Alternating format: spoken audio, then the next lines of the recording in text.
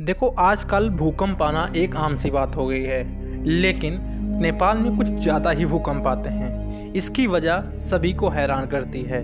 कुछ लोगों को इसके बारे में नहीं जानकारी है, तो उन्हीं लोगों को आज इस वीडियो के माध्यम से समझाने वाले हैं कि आखिर नेपाल में इतने भूकंप क्यों आते हैं। नेपाल, तिब्बत जैसे इलाकों में लगातार भूकंप और इतने ज़्यादा नुकसान क्यों होते हैं। हम आपको एक एक करके सभी इस पर चर्चाओं पर बात करते हैं और बात करने के साथ साथ आपको बता दें कि इसका आपको पूरी जानकारी मिलने वाली है।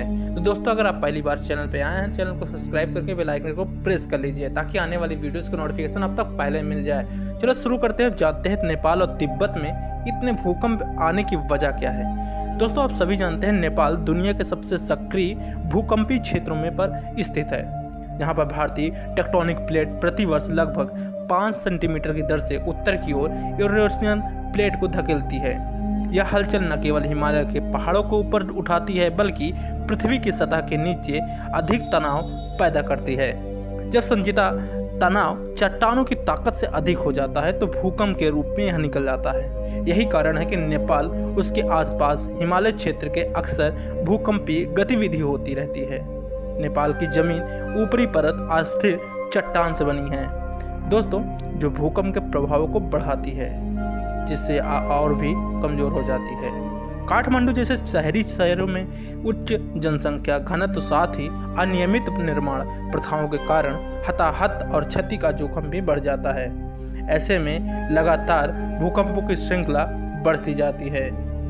बात करें तो इस महीने में आए भूकंप में 7.1 की तीव्रता का भूकंप सुबह 6:30 बजे जिजोंग में आया। इसके बाद 4:30 और 4:30 एक बार फिर से तीव्रता के 2 झटके आए, जिससे क्षेत्र में और भी अशांति फैल गई।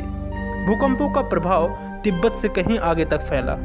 दिल्ली एनसीआर, बिहार की राजधानी पटना, असम तथा पश्चिम बंगाल जैसे राज्यों में सहित उत्तर भारत के कई हिस्सों में भूकंप के तेज झटके महसूस किए गए।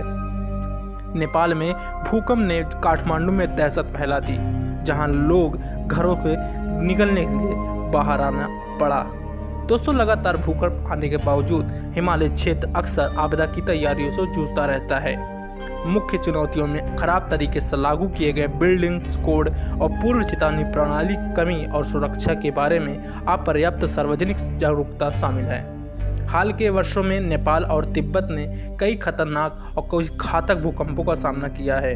हम सभी जानते हैं 2015 में नेपाल में आए विनाशकारी भूकंप 7.8 की तीव्रता के भूकंप के परिणाम स्वरूप लगभग 9,000 मौतें हुई और व्यापक विनाश हुआ। इसी तरह से तिब्बत ने कई महत्वपूर्ण भूकंपों का सामना भी किया। 2011 में आया 6.9 का तीव्रता का भूकंप शामिल है, जिसमें 100 से लोगों की अधिक मौतें हुई। ऐसी खतरनाक भूकंप यह सुनिश्चित करता है कि बुनियादी ढांचा मजबूत भूकंपों का सामना करने के लिए डिजाइन किया गया हो। दोस्तों, हम बात करते हैं अगर भूकंप के दौरान उसके बाद प्रोटोकॉल के बारे में हमें जागरूकता बढ़ानी चाहिए। ऐसे में हम जानते हैं कि भूकंप अनियमित और बेसमय आता है। हमें पहले से इस चीज़ के बारे में नहीं पता होता है, हम इसके लिए तैयार नहीं होते हैं। ऐसे में चीज़ें हमारे लिए और भी घातक हो जाती है। इसीलिए तो मंगलवार को आए तेज भूकंप ने तिब्बत के कहर पर पाया। भूकंप के कारण अब तक 100 से अधिक लोगों के मारे जाने की खबर बताई गई। इस भूकंप को भारत, नेपाल और भूटान समेत कई देशों ने महसूस किया।